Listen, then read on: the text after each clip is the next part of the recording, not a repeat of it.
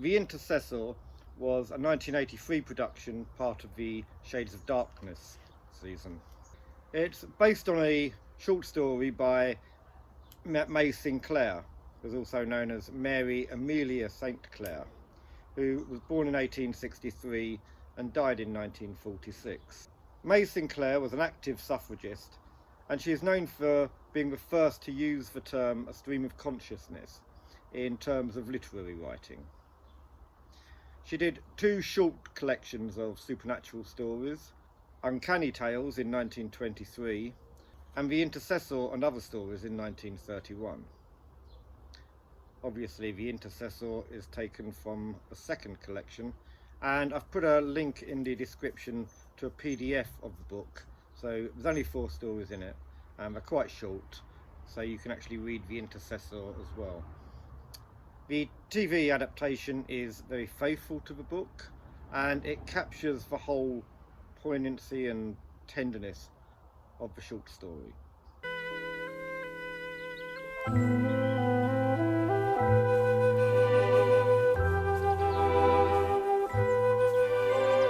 Now this is a ghost story with a difference.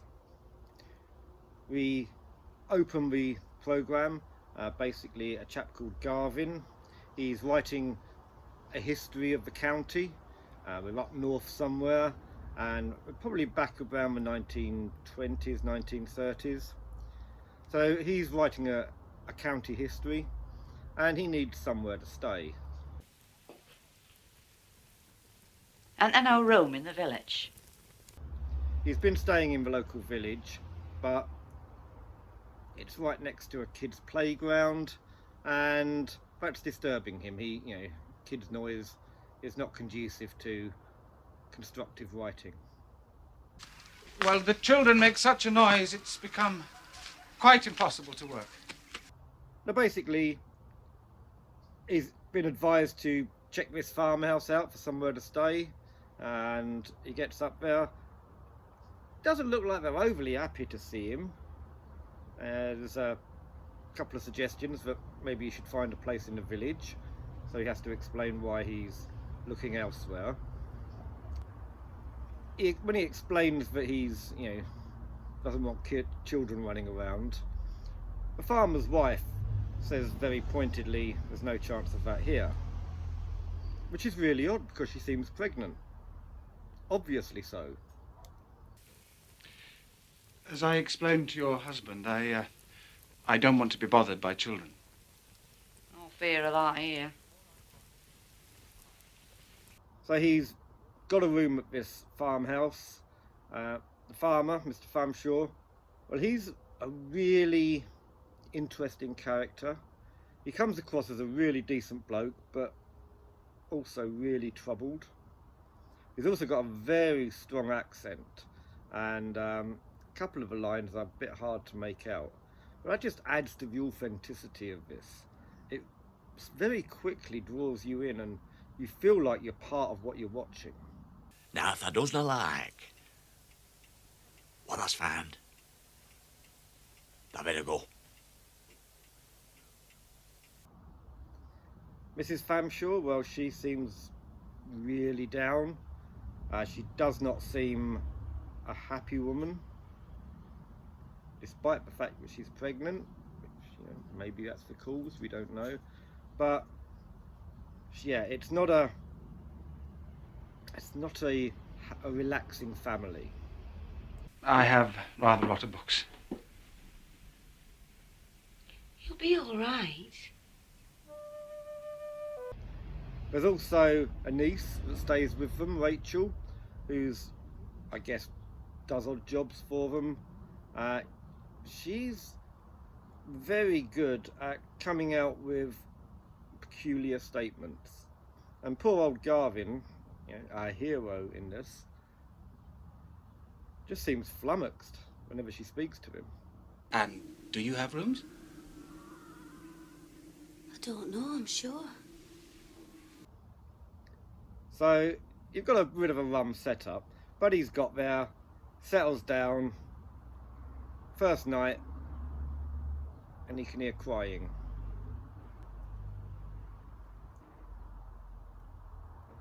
Second night, third night, he could keep hearing his crying. So eventually he goes out to investigate.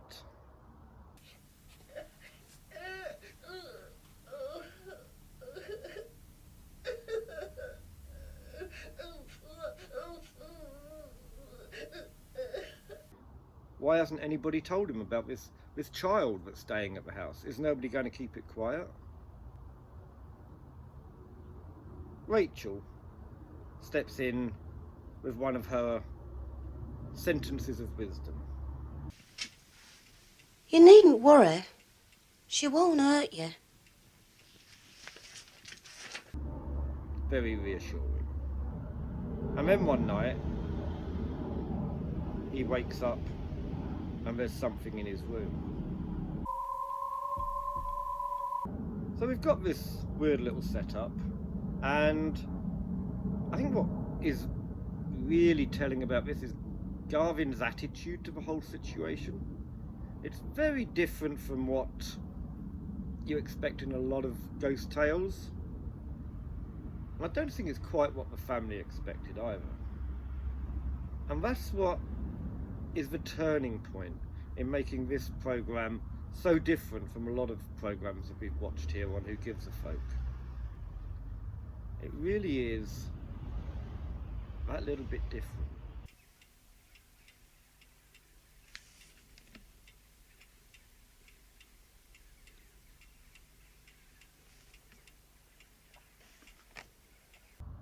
Now the landscape and scenery play a big part in this. It just gives you that sense of isolation. Those moors, the fields. There's a wonderful little path between two stone walls that's a green path. I think the director must have realised it was a really nice path because it's used several times. But yeah, beautifully evocative little shot. Wonderful old car in it. Just thought I'd throw that in. Love to see these old cars. And there is a pub. Always need a pub in a good ghost story. So that's a tick on that box as well. Now Garvin, he's played by John Dutteen, who was born in 1949. He's been in a lot of things, but I think instantly the one that will stick out to a lot of Who Gives a Folk viewers will be The Day of the Triffids. He also played John the Evangelist in Jesus of Nazareth with Robert Powell. He was in the 1978 Wuthering Heights TV series, and his other big role was in The Outsider during the 80s. This production is also notable for the first appearance of Beverly Cullard, who went on to have a very long role in Coronation Street in over 2,000 episodes. This is her very first TV role.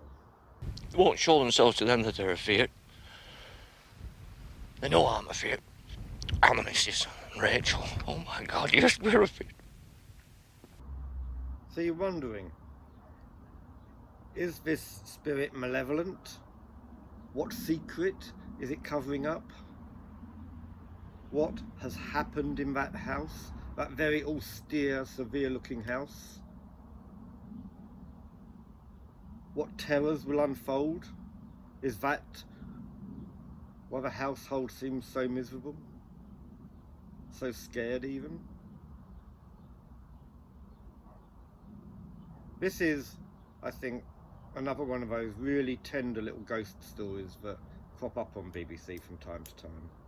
And yeah,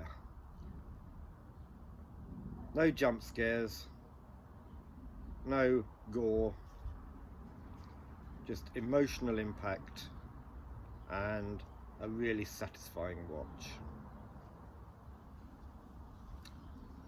Hope you enjoy it. I really did. Until next time, take care.